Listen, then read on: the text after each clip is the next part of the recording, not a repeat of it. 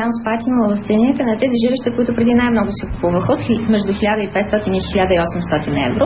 Те сега са в диапазона между 1000 и 1100 евро. Това са действителните нива, на които се изключват сделки. Аз съм строител, така че цената не е падна.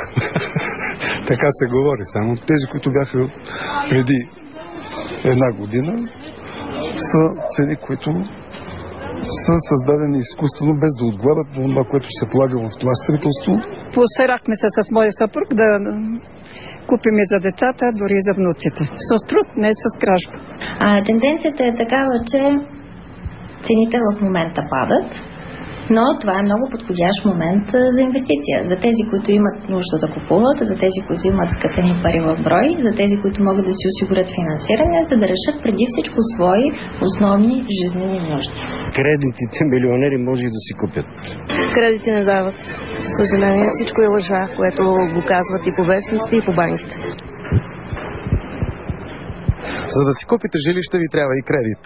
А за да си вземете кредит, ви трябва банка, която да ви го отпусне. И така влизаме в един омагьосен кръг.